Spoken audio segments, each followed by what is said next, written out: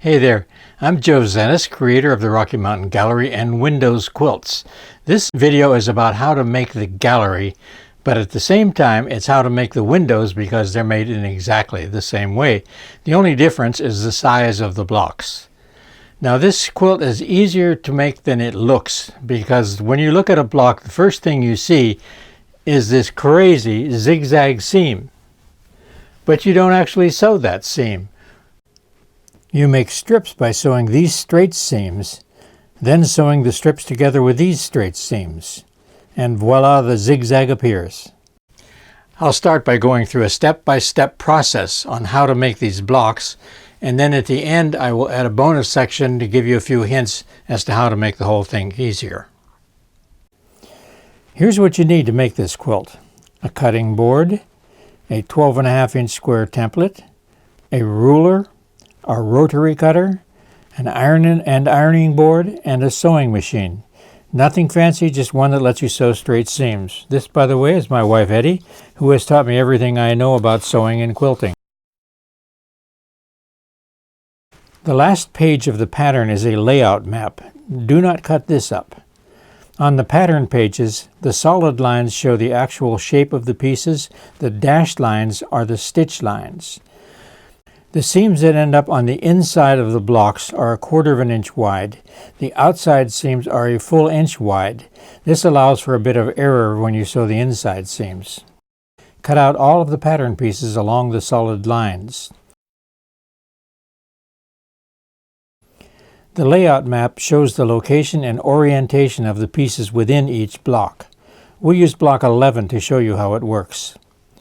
Stick the mask onto the layout map so that block 11 shows through the center. I pull all of the pattern pieces I will need for the block, and I arrange them on a surface as they are in the layout map. You'll have to use your imagination with piece number 35 because it is used 3 times in this block. You can place the patterns on the fabric any way you want, either to make the most efficient use of the fabric or to match the fabric's design. If the fabric print for a mountain has an obvious top and bottom, turn the pattern piece so that the top of the number corresponds with the top of the print. When you cut the fabric, replace the paper pieces on the table with the fabric pieces. I don't start sewing until I have all of the pieces for the block cut and arranged on the table. Leave piece number 1 on the table and make the first strip by sewing mountain piece number 8 and sky piece number 29. The objective is to make a straight strip like this, not a staggered strip like this. To do that, the edges of the 2 pieces must meet at the seam line, 1/4 of an inch from the ends of the pieces. That will leave little ears at the end of the seam. When you open the strip up, the edges will be properly aligned. Lay the sewn strip on your layout board next to piece number 1. Sew the second strip in the same way. For the third strip, you can sew piece number 48 to either the sky piece number 35 or the mountain 35. Then sew number 48 to the other one. Make the rest of the strips by sewing the mountains to the skies. Now sew strip number 8 and 29 to piece number 1. Roughly align the top edges. Do the same for the next strip. Again, align the top edges. With the next 2 strips, you don't match the top edge. Instead, you align pieces number 7 and 46. I stick a pin through the top seam of number 46 from the back, 1/4 of an inch from the edge. Then through the top seam of number 7, again 1/4 of an inch from the edge. Then I finish putting the pin parallel to the edge, 1/4 of an inch in. I finish pinning the rest of that seam and then sew it. Sew the rest of the strips together, aligning the top edges.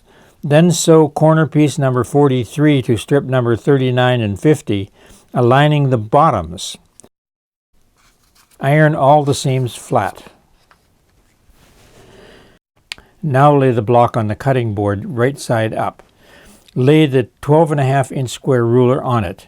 There should be at least a little bit of fabric on each piece extending beyond the edges of the ruler. If the ruler covers it completely, zip around it with a rotary cutter.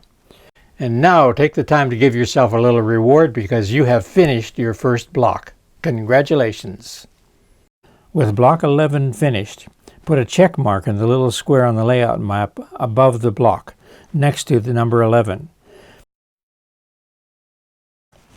Take an overall look at the layout map.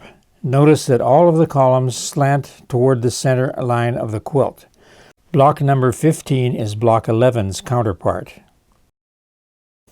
The numbers on the pieces in block 15 are followed by the letter R. That stands for reverse because block 15 is the reverse of block number 11.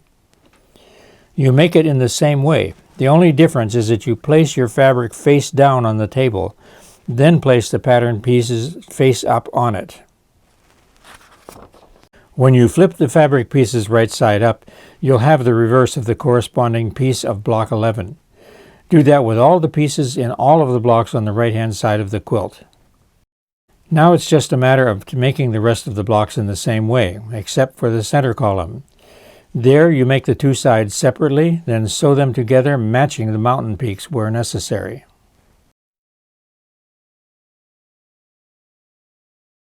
To assemble the quilt, set the layout map aside. The block numbers don't matter anymore.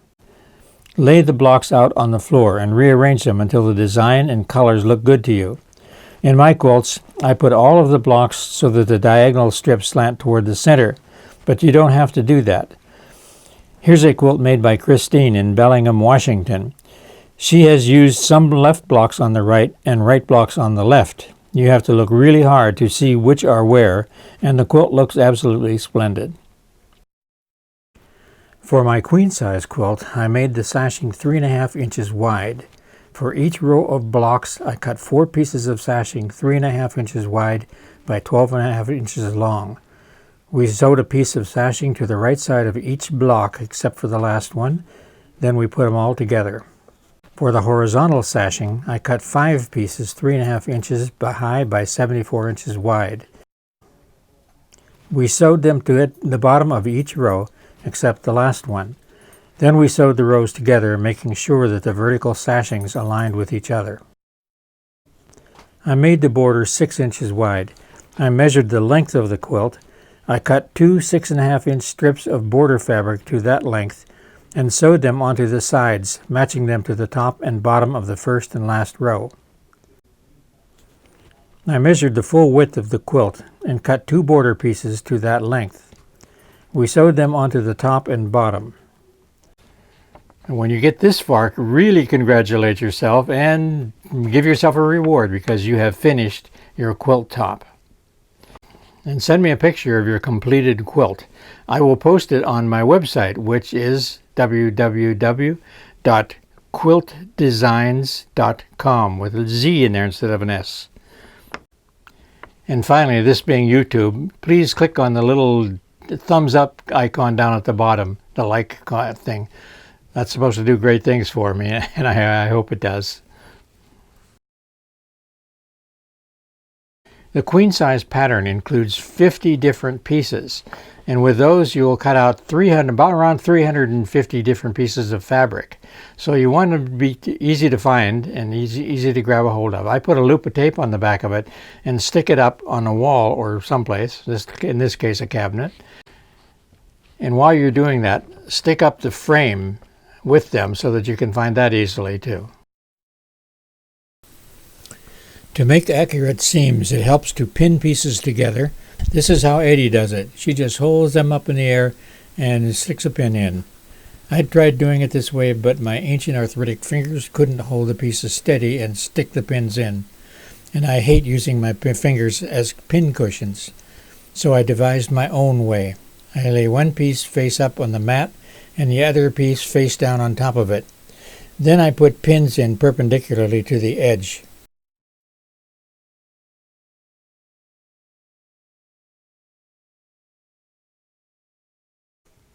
So have at it, friends. Relax and have fun with it.